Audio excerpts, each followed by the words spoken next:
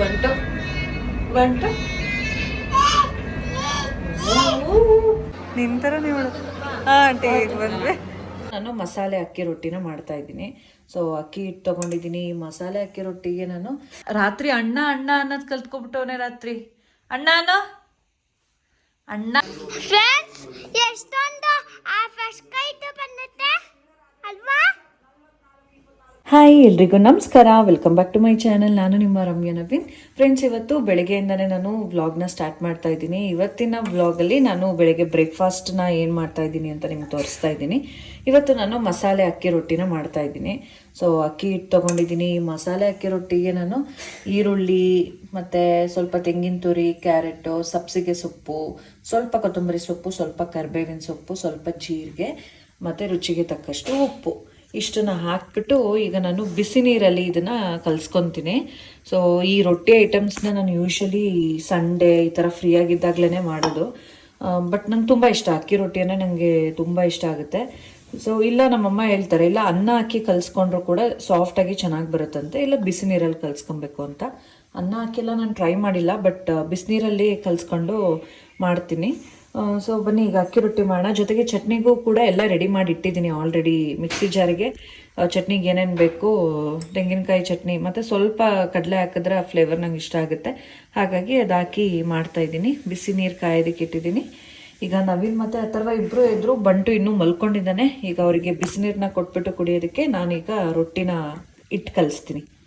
ಯಾಕೆ ಮತ್ತೆ ಬಂದು ಮಲ್ಕೊಬಿಟ್ರಿ ಮಗನ ಪಕ್ಕ? ಎಚ್ಚರಾಗ್ಬಿಡ್ತಾನೆ ಅಂತ ಆದ ಅವನು.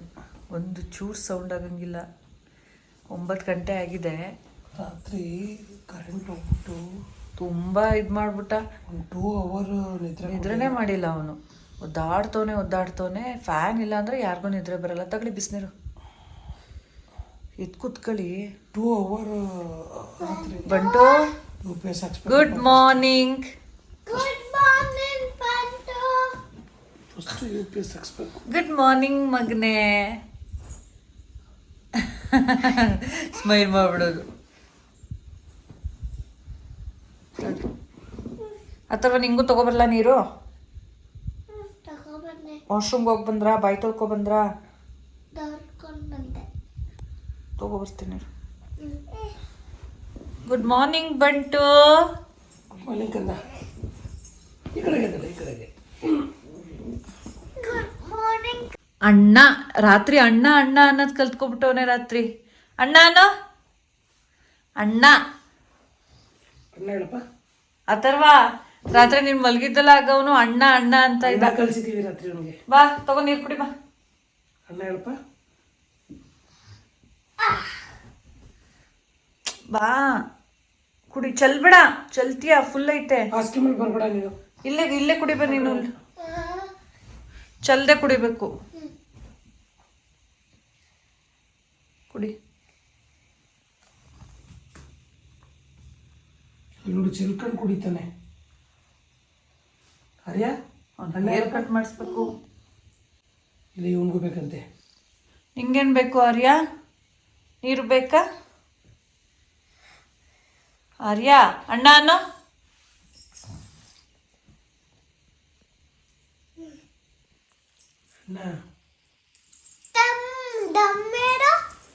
ಡಮ್ ಬಿಡ್ಬೇಡಿ.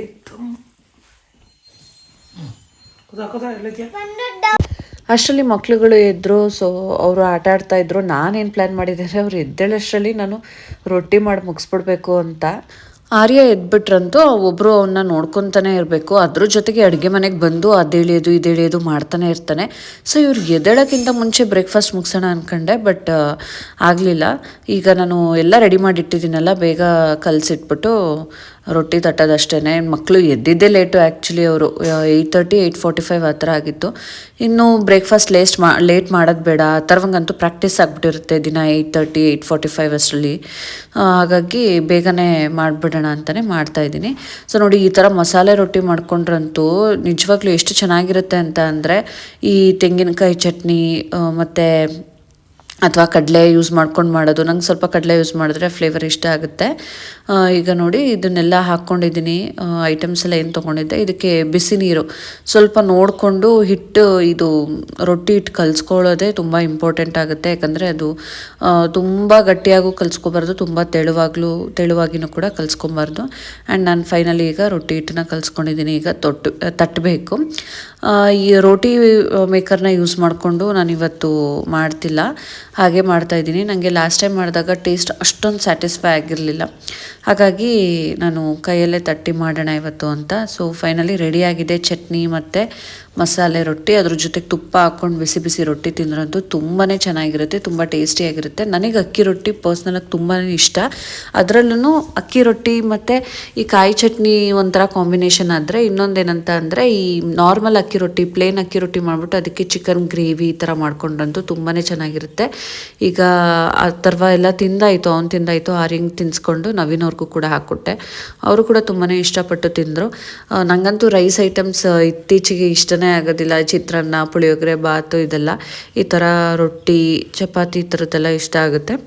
ಅವರು ಕೂಡ ಬ್ರೇಕ್ಫಾಸ್ಟ್ ಕೂಡ ಮುಗಿಸಿದ್ರು. ನಾವಿವತ್ತು ನನ್ನ ಫ್ರೆಂಡ್ ಮಗಳದು ನಾಮಕರಣ ಫಂಕ್ಷನ್ ಇದೆ, ಸೊ ಆ ಫಂಕ್ಷನಿಗೆ ರೆಡಿ ಆಗೋಣ ಅಂತ ಅಂದ್ಬಿಟ್ಟು ಈ ಸ್ಯಾರಿನ ಚೂಸ್ ಮಾಡ್ತಾಯಿದ್ದೀನಿ. ಇದು ಆ್ಯಕ್ಚುಲಿ ಕೊಲಾಬ್ರೇಷನ್ಗೆ ಅಂತ ನನಗೆ ಸ್ಯಾರಿ ಬಂದಿದ್ದು. ನಾನು ಆಲ್ಟರ್ನೇಟಿವ್ ಬ್ಲೌಸ್ನ ವೇರ್ ಮಾಡಿ ಈ ಒಂದು ಕೊಲಾಬ್ರೇಷನ್ನ ಮುಗಿಸಿದೆ. ಬಟ್ ಈಗ ಅದೇ ಸ್ಯಾರಿದು ಬ್ಲೌಸ್ನ ಸ್ಟಿಚ್ ಮಾಡಿಸಿದ್ದೀನಿ. ಅದು ಬಿಟ್ಟರೆ ವೀಡಿಯೋಗೆ ಅಂತ ಒಂದ್ಸಲ ಹಾಕ್ಕೊಂಡಿದ್ದು, ಇನ್ನು ಹಾಕೇ ಇರಲಿಲ್ಲ ನಾನು. ಅದಕ್ಕೆ ಇವತ್ತು ಈ ಸ್ಯಾರಿನ ವೇರ್ ಮಾಡೋಣ, ಬ್ಲೌಸ್ ಕೂಡ ಈ ಥರ ಸ್ಟಿಚ್ ಮಾಡಿಸಿದ್ದೀನಿ. ಒಂಥರ ತುಂಬ ಚೆನ್ನಾಗಿ ಕಾಣ್ತಾ ಇತ್ತು. ವೇರ್ ಮಾಡಿದಾಗ ಹೇಗೆ ಕಾಣುತ್ತೋ ಏನೋ ಅಂತ ಅನ್ಕೋತಾ ಇದೆ. ಕಾಂಟ್ರಾಸ್ಟ್ ಇಲ್ವಲ್ಲ, ಹೇಗಿರುತ್ತೆ ರಾಯಲ್ ಬ್ಲೂ ಅಂತ ಅಂದ್ಬಿಟ್ಟು. ಬಟ್ ಚೆನ್ನಾಗಿ ಕಾಣುತ್ತೆ ಅಂತಲೇ ಹೇಳ್ಬೋದು. ತುಂಬ ಚೆನ್ನಾಗಿತ್ತು. ಸುಮಾರು ಜನ ಇನ್ಸ್ಟಾದಲ್ಲಿ ಲಿಂಕ್ ಅಂತ ಕಮೆಂಟ್ ಮಾಡಿದ್ರಿ. ನಾನು ಇದು ಯಾವಾಗಲೂ ಕೊಲ್ಯಾಬ್ ಮಾಡಿರೋದು ನನಗೆ ಮರ್ತೋಗ್ಬಿಟ್ಟಿದೆ. ಆ್ಯಂಡ್ ಇನ್ನು ಈ ಒಂದು ಸ್ಯಾರಿಗೆ ನಾನು ಜುವೆಲ್ರಿ ಇದನ್ನು ವೇರ್ ಮಾಡ್ತಾಯಿದ್ದೀನಿ. ಈ ಜುಮ್ಕ ಮತ್ತು ಈ ನೆಕ್ಲೆಸ್ ನಾನು ತೋರಿಸಿರ್ಲಿಲ್ಲ ನಿಮಗೆ, ಇದೇ ಫಸ್ಟ್ ಟೈಮ್ ಹಾಕ್ಕೊತಿರೋದು. ಫೈನಲಿ ಈಗ ರೆಡಿ ಆದ್ವಿ, ಹೊರಡ್ತಾ ಇದ್ದೀವಿ. ಲೇಟೇ ಆಗೋಯ್ತು. ಮಕ್ಕಳನ್ನೆಲ್ಲ ಮ್ಯಾನೇಜ್ ಮಾಡ್ಕೊಂಡು ಹೋಗೋದಿದೆಯಲ್ಲ. ಆರ್ಯ ಮಲ್ಕೊಂಡ್ಬಿಟ್ಟಿದ್ದ, ಒಂದು ಸುಮಾರು ಹೊತ್ತು ಮಲ್ಕೊಂಡಿದ್ದರಿಂದ ಆ ಗ್ಯಾಪಲ್ಲಿ ನಾನು ರೆಡಿ ಆದೆ. ಬಟ್ ಬಿಸಿಲಂತೂ ಸಿಕ್ಕಾಪಟ್ಟೆ ಇದೆ, ಒಂಥರ ಟಯರ್ಡೇ ಆಗಿಬಿಡ್ತೀವಿ. ಅಥರ್ವ ರೆಡಿಯಾಗಿ ಫ್ರೆಶ್ ಆಗಿ ರೆಡಿ ಆಗಿಬಿಟ್ಟು ಕುತ್ಕೊಬಿಟ್ಟಿದ್ದಾನೆ. ಅವ್ನು ಇದೇ ಬಟ್ಟೆ ಹಾಕೋತೀನಿ ಅಂತ ಅನ್ಕೊಂಡು ಹಾಕಿಸ್ಕೊಂಡ. ಏನ್ ಅಥರ್ವ ನಿಂದು? ಅವನ ಹೆಸರು ಬರೀರಿ ಬ್ರಾಕೆಟ್ ಅಲ್ಲಿ. ಅವ್ನ ಅಥರ್ವ ಅಂತ ಬರೀದೇ ಇದ್ರೆ ಅವನಿಗೆ ಸಮಾಧಾನ ಆಗಲ್ಲ. ಸಮಾಧಾನನಾ? ಬಂಟು ಅಂತ ಬರ್ದಿಲ್ವಲ್ಲ. ಸಿಕ್ಕಾಪಟ್ಟೆ ಶೆಕೆ, ಅಪ್ಪ ದೇವ್ರೆ, ಏನ್ ಸಮ್ಮರ್ ಗುರು. ಇಳಿಸ್ಬಿಟ್ಟು ಎ ಸಿ ಹಾಕ್ತೀನಿ, ಬಿಸಿ ಗಾಳಿಯೆಲ್ಲ ಆಚೆ ಹೋಗಿ. ಅಯ್ಯಪ್ಪ, ಲೊಕೇಶನ್ ಕಳಿಸ್ಲಾ ನಿಮ್ಗೆ? ಕಳಿಸಿ. ಇವತ್ತು ಹೆಂಗಾಗೋಯ್ತು ಅಂದರೆ, ಯೂಶಲಿ ಹಿಂಗೆ ಕೆಲಸ ಎಲ್ಲ ಮಾಡ್ಕೊಬೇಕು ನಾವು. ಸಂಡೇಸ್ ಕ್ಲೀನಿಂಗ್ ಎಲ್ಲ ಇಟ್ಕೊತೀವಲ್ವಾ.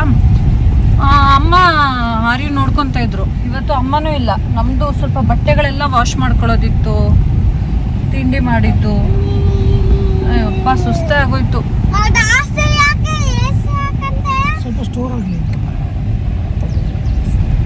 ಆಮೇಲೆ ಕಡಿಮೆ ಮಾಡ್ತೀವಿ. ಬಿಸಿ ಗಾಳಿಯೆಲ್ಲ ಆಚೆ ಹೋಗುತ್ತೆ.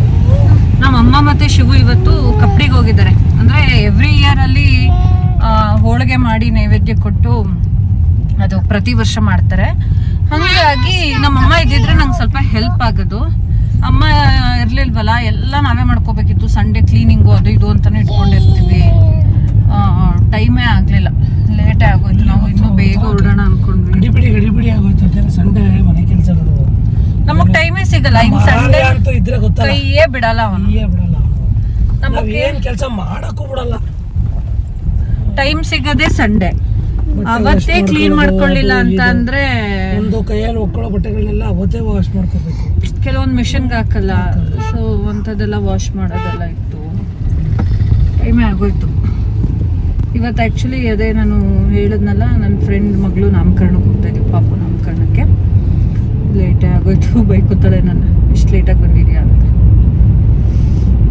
ಎ ಸಿ ಹಾಕಿದ್ಮೇಲೆ ಸ್ವಲ್ಪ ಸಮಾಧಾನ ಆಯಿತು. ಎ ಸಿ ಇಲ್ಲದೆ ಇರೋಕ್ಕಾಗಲ್ಲ. ಈ ಶೆಕೆಲಿಗೆ ಬಿಸಿಲು ಕಡಿಮೆ ಆಯ್ತಾ? 31 ಡಿಗ್ರಿ ಸೆಲ್ಸಿಯಸ್ ಇದೆ ಹೊರಗಡೆ. ಇಲ್ಲೇ ತೋರಿಸ್ತಾ ನೋಡಿ, 31 ಡಿಗ್ರಿ ಇದೆ. ಈ ಸ್ಯಾರಿ ಹಾಕ್ಕೊಳ್ಳೋದು ಬೇಡ ಅಂತ ಅನಿಸ್ಬಿಡುತ್ತೆ.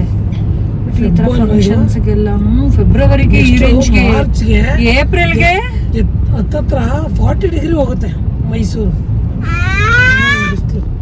ನಮ್ಮ ಹತ್ತಿರ ಇದೇ ಬಟ್ಟೆ ಹಾಕೋತೀನಿ ಅಂತ ಹಾಕೊಂಡು ಎಷ್ಟು ಕ್ಯೂಟಾಗಿ ಕಾಣ್ತಾನೆ. ಅವತ್ತು ಹಬ್ಬದ ದಿನ ಫೋಟೋಶೂಟ್ಗೆ ಅಂತ ಹಾಕಿದ್ದೆ, ನಾನು ಹಾಕೊಂಡೇ ಇಲ್ಲ. ಅಲ್ಲ ನಾನು ಸೀಟ್ ಬೆಲ್ಟ್ ಹಾಕೊಂಡಿಲ್ಲ ಅಂದೆ. ಇವನಂತೂ ಯಾವ್ದು ಹಾಕ್ಸ್ಕೊಳ್ಳಲ್ಲ, ಮಲಗಿದ್ ಬೇರೆ ಎದ್ದ ನಾನು ಇವ್ನಿಗೆ ರೆಡ್ ಹಾಕೋಣ ಅಂತ ಇದ್ದೆ. ಇದೆಲ್ಲ ಹಾಕಿಸ್ಕೊತದ ಇದು ಅಲ್ವಾ ಅಲ್ವೇನಾ? ಹೊಸ ಸೀರೆನಾ? ಹಾರಿ ಹೊಸ ಸೀರೆ ಹಾಕದ? ಅವ್ನ್ ಬಾಯ್ ತಾನೆ, ಬೇಬಿ ತಾನೆ ಅವನು. ನೋಡಲ್ ಬೈತವನೆ. ಬೇಬಿ ಗರ್ಲ್ ಅಲ್ಲ ಅವನು, ಬೇಬಿ ಬಾಯ್ ಅವನು. ನೀನು ತಮ್ಮ ಬೇಕಾ ತಂಗಿ ಬೇಕಾ ಅಂತ ಅಂದ್ರೆ ತಮ್ಮ ಬೇಕು ಅಂತಿದ್ದಲ್ಲ, ತಮ್ಮ ಪಪ್ಪು ಬೇಕು ಅಂತ. ಈಗೇನ್ ಇನ್ನೊಂದು ತಂಗಿ ಪಪ್ಪು ಮಾಡ್ಕೊಳ್ಳೋಣ? ತಂಗಿ ಬೇಕಾ ನಿಂಗೆ? ಬೇಕಾ?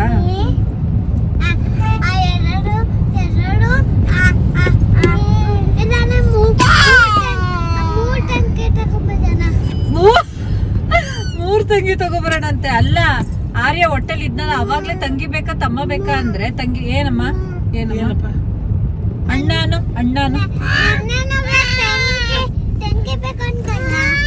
ನೆನ್ನೆ ಅನ್ಬಿಟ್ರೆ ನೆನ್ನೆ ಎಲ್ಲಿಂದ ಉದ್ಭವ ಮಾಡಕ್ಕಾಗತ್ತೆ ತಂಗಿನ? ಏನಮ್ಮ ಇರಮ್ಮ. ಫ್ರೆಂಡ್ಸ್, ಈಗ ನಾವು ಲೊಕೇಶನ್ಗೆ ಬಂದ್ವಿ. ಸೊ ನಾವು ಲೇಟಾಗೋಯ್ತಲ್ಲ ಅಂತ ಅಂದ್ಕೊಂಡೇ ಬಂದ್ವಿ. ಮಕ್ಕಳು ಕೂಡ ಖುಷಿಯಾಗಿದ್ರು. ನಮ್ಮ ಅಥರ್ವ ಅಂತೂ ಈಗ ಫುಲ್ ಆ್ಯಕ್ಟಿವ್ ಆಗಿರ್ತಾನೆ. ನಂಗೆ ಒಂದೇನು ಇಶ್ಯೂಸೇ ಇಲ್ಲ. ಅವ್ನು ಖುಷಿಯಾಗಿ ಅದ್ರಲ್ಲಿ ಲಿಫ್ಟ್ ಅಂತಂದ್ರಂತೂ ಫುಲ್ ಖುಷಿಯಾಗಿ ಓಡಾಡ್ಕೊಂಡಿರ್ತಾನೆ. ಎಷ್ಟು ಬೇಗ ಬೆಳೆದ್ಬಿಟ್ಟ ಅಥರ್ವ ಅಂತ ಅನಿಸ್ತಿದೆ. ಆರ್ಯ ಬಂದಾದ್ಮೇಲೆ ಅಥರ್ವ ದೊಡ್ಡೊಂಥರ ಅನ್ನಿಸ್ತಾನೆ. ಹಾಗೆ ಅಲ್ವಾ, ಇನ್ನೊಂದು ಮಗು ಬಂದಾಗ, ಮೊದಲನೇ ಮಕ್ಕಳು ಅವರು ಒಬ್ಬರೇ ಇದ್ದಾಗ ಅವರೇ ಚಿಕ್ಕವರು ಅಂತ ಅನ್ನಿಸ್ತಾ ಇರುತ್ತೆ. ಬಟ್ ಇನ್ನೊಂದು ಮಗು ಬಂದಾಗ ಇನ್ನೊಂದು ಮಗು ದೊಡ್ಡ ಮಗು ದೊಡ್ಡವನಾಗ್ಬಿಟ್ಟಿದ್ದಾನೆ ಮೊದಲನೇ ಮಗ ಅಂತ ಅನಿಸ್ತಾ ಇರುತ್ತೆ. ಸೊ ಬಂದಾದ್ಮೇಲೆ ನೋಡಿ, ಇವಳೇನೆ ನನ್ನ ಫ್ರೆಂಡು. ನನ್ನ ವ್ಲಾಗ್ಸಲ್ಲೆಲ್ಲ ನೋಡಿರ್ತೀರ ಕೆಲವು ಸಲ ನೀವು. ಸೊ ಮಗಳು, ಅವಳದು ಇವತ್ತು ನಾಮಕರಣ. ಅವಳು ಯಾರ ಹತ್ರನೂ ಬರ್ತಾ ಇರಲಿಲ್ಲ, ಅವಳಿಗೆ ನಿದ್ದೆ ಬಂದುಬಿಟ್ಟಿತ್ತು. ಅಳ್ತಾ ಇದ್ಲು. ಅಮ್ಮ ಮಗಳು ಇಬ್ಬರು ಕೂಡ ಕ್ಯೂಟಾಗಿ ಕಾಣ್ತಾ ಇದ್ರು. ಬಟ್ ಇನ್ನೂ ನೇಮ್ ರಿವೀಲ್ ಆಗಿರಲಿಲ್ಲ. ಏನೋ ರಿಲೇಟಿವ್ಸ್ ಎಲ್ಲ ಬರೋದು ಲೇಟ್ ಆಯಿತು ಅಂತ ವೆಯ್ಟ್ ಮಾಡ್ತಾಯಿದ್ರು. ಸೊ ನಾವು ಹೇಗಿದ್ರು ಬಂದಿದ್ದು ಒಳ್ಳೇದಾಯಿತು ಅಂತ ಅಂದ್ಕೊಂಡ್ವಿ. ಆ್ಯಂಡ್ ಆಲ್ರೆಡಿ ಊಟ ಎಲ್ಲ ರೆಡಿ ಆಗಿತ್ತು. ನಾವು ನೇಮ್ ರಿವೀಲ್ ಮಾಡ್ತಾಯಿದ್ರಲ್ಲ, ಇದು ಮುಗಿಸ್ಕೊಂಡು ಊಟಕ್ಕೆ ಹೋಗೋಣ ಅಂತ ವೆಯ್ಟ್ ಮಾಡ್ತಾಯಿದ್ವಿ. ಮಗು ಮಲ್ಕೊಂಡೇ ಬಿಟ್ಟಿದ್ಲು ಅವಳು. ಫುಲ್ ನಿದ್ರೆ. ಮಕ್ಕಳೇ ಹಾಗೆ ಅಲ್ವಾ, ಈ ಫಂಕ್ಷನ್ಸ್ಗಳಲ್ಲಿ ಮಕ್ಕಳನ್ನ ಮೇಂಟೈನ್ ನೋಡಿ. ಅವಳು ಟೂ ಕುಡಿಸ್ತಾ ಇದ್ದಾಳೆ.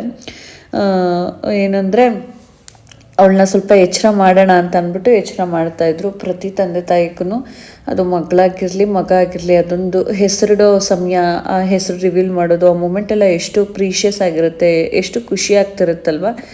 ಅದರಲ್ಲೂ ನೋಡಿ ಎಷ್ಟು ಮುದ್ದಾಗಿ ಕ್ಯೂಟಾಗಿ. ಆ ಹೆಣ್ಮಕ್ಳು ಅಂತ ಅಂದ್ರೇ ಅದೊಂಥರ ವೈಬ್ ಬೇರೆ ಥರ ಇರುತ್ತೆ. ಆ್ಯಂಡ್ ಅವಳು ಎಚ್ಚರ ಆದ್ಲು ಫೈನಲಿ. ಈಗ ಅವರು ನೇಮ್ನ ರಿವೀಲ್ ಮಾಡ್ತಾ ಇದ್ದಾರೆ. ನಾವು ಎಲ್ಲ ಫುಲ್ ಕ್ಯೂರಿಯಾಸಿಟಿಯಿಂದ ವೆಯ್ಟ್ ಮಾಡ್ತಾ ಇದ್ವಿ, ಏನು ನೇಮ್ ಇಟ್ಟಿದ್ದಾರೆ ಅಂತ ಅಂದ್ಬಿಟ್ಟು. ಒಂಥರ ಚೆನ್ನಾಗಿತ್ತು ಆ ಮೂಮೆಂಟ್ ಎಲ್ಲ ಚೆನ್ನಾಗಿತ್ತು. ನಾನು ಬಂದು ಕರೆಕ್ಟ್ ಟೈಮ್ಗೆ ಜಾಯಿನ್ ಆದ್ವಲ್ಲ ಅಂತ ಅಂದ್ಬಿಟ್ಟು ಖುಷಿ ಕೂಡ ಆಯಿತು. ಸೊ ನಂದಿತಾ, ನನ್ನ ಫ್ರೆಂಡ್ ನಂದಿತಾ. ಆ್ಯಕ್ಚುಲಿ ನನಗೆ ಇವಳು ಇಂಜಿನಿಯರಿಂಗ್ ಫ್ರೆಂಡು.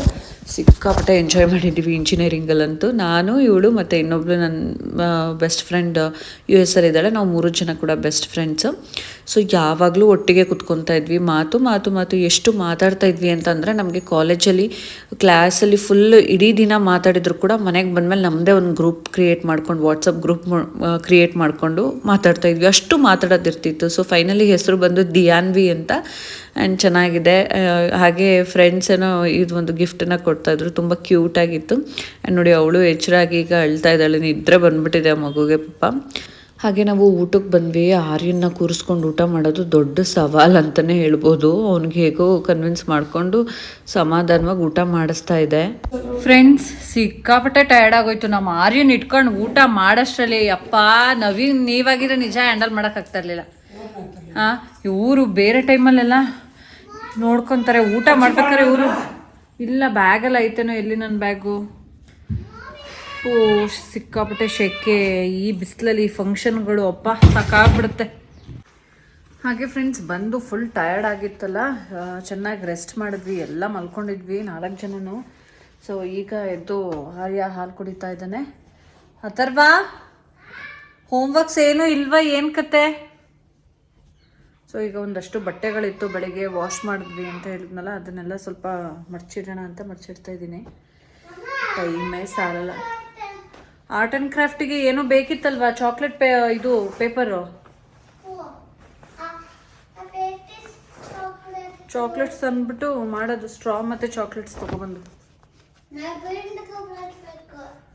ಯಾವುದೋ ತಗೋಬ ಮಗ್ನೆ.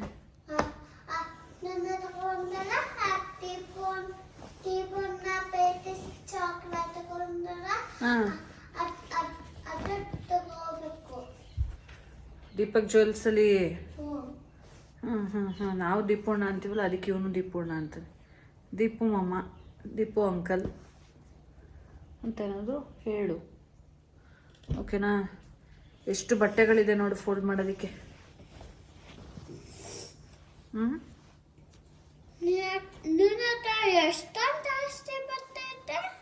ಮಮ್ಮಿ ಹತ್ರ ಎಷ್ಟೊಂದು ಜಾಸ್ತಿ ಬಟ್ಟೆ ಐತೆ. ಜಾಸ್ತಿ ಬಟ್ಟೆ ಇದ್ರೆ ಜಾಸ್ತಿ ಕೆಲಸ.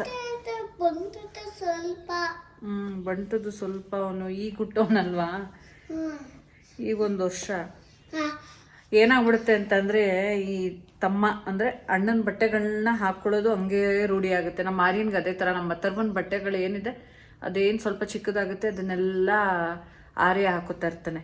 ಸೊ ಅವನಿಗೆ ಕಲೆಕ್ಷನ್ಸ್ ಜಾಸ್ತಿ ಆಗುತ್ತೆ. ಶೇರಿಂಗ್ ಅಲ್ವಾ ಅಥರ್ವ? ಬೆಳಿಗ್ಗೆ ಅದಕ್ಕೆ ಹಠ, ಬಿಸ್ಕೆಟ್ ಶೇರ್ ಮಾಡಿಬಿಟ್ಟೆ ಅಂತ ಅಂದ್ಬಿಟ್ಟು, ಮಮ್ಮಿ ನಾನು ಬಿಸ್ಕೆಟ್ ಏನಕ್ಕೆ ಶೇರ್ ಮಾಡಿದ್ರಿ ನೀವು ಅವನಿಗೆ ಅಂತ ಅಂದ್ಕೊಂಡು. ಅಥರ್ವ ಬಿಸ್ಕೆಟ್ ಶೇರಿಂಗ್ಗೆ ಈ ರೇಂಜಿಗೆ ಮಾತಾಡ್ತಾ ಇದೆಯಾ, ಇನ್ ಫ್ಯೂಚರ್ ಕತೆ ಏನಪ್ಪ ಅಂತ.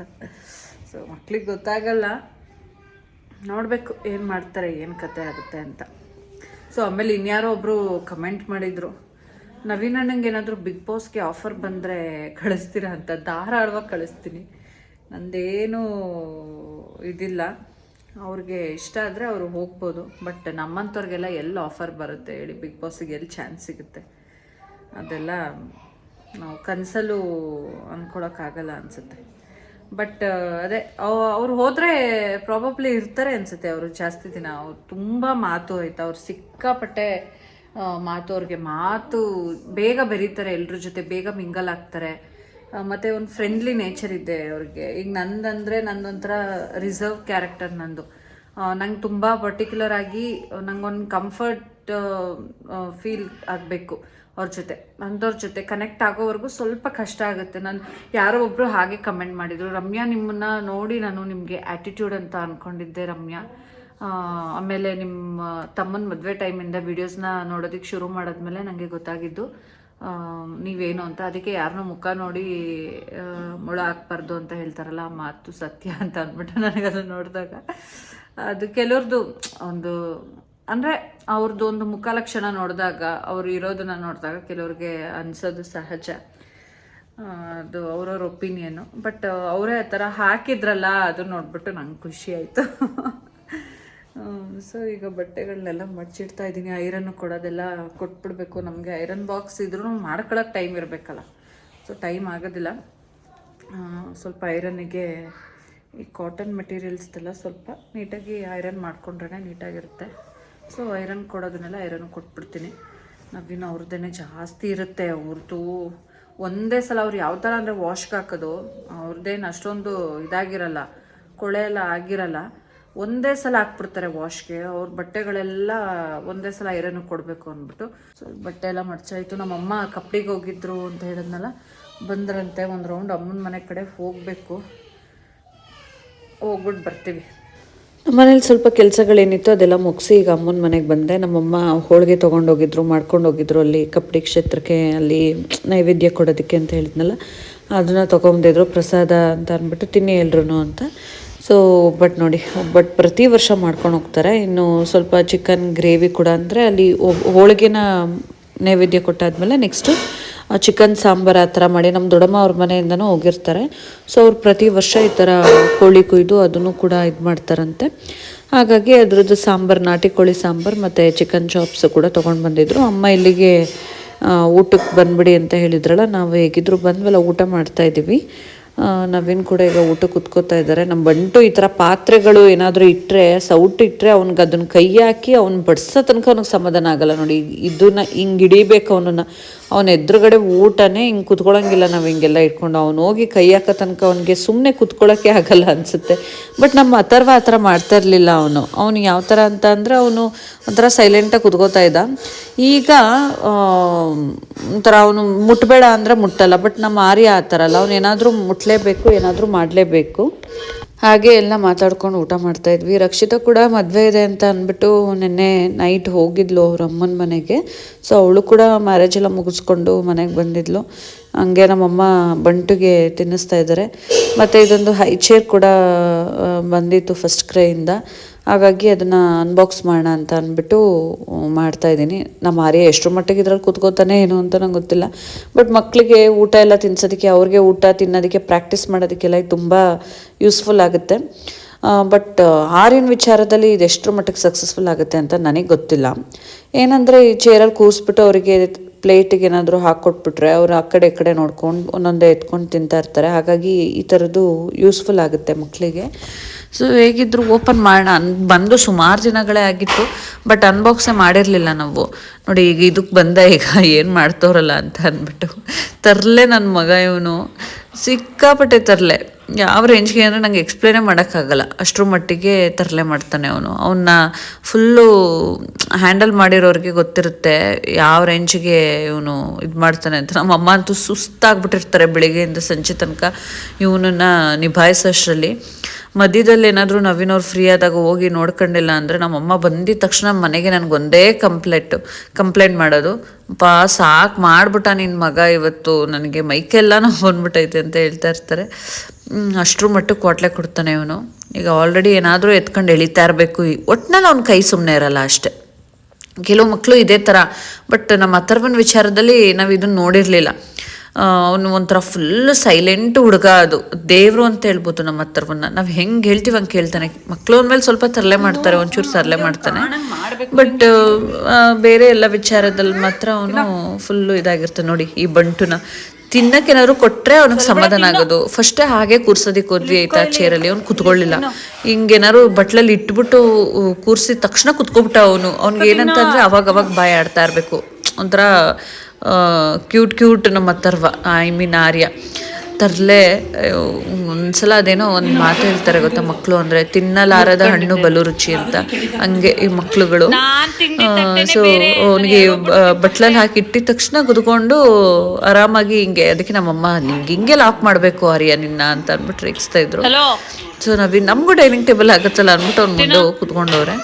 ಅದು ಒಂಚೂರು ತಿಂದು ಬೋರ್ ಆಗೋ ತನಕ ಅಷ್ಟೇ ಕುತ್ಕೊತಾನೆ. ಆಮೇಲೆ ಎತ್ಕೊಳ್ಳಿ ನನ್ನನ್ನು ಅಂತ ಅಂತಾನೆ. ಸೊ ಹಾಗೆ ಅವ್ನ ಚೇರ್ದಲ್ಲಿ ಕೂರಿಸ್ಕೊಂಡು ವ್ಲಾಗ್ನ ಮುಗಿಸ್ತಾ ಇದ್ದೀನಿ ಫ್ರೆಂಡ್ಸ್. ಮತ್ತೆ ನೆಕ್ಸ್ಟ್ ವ್ಲಾಗಲ್ಲಿ ಸಿಗ್ತೀನಿ. Thank you.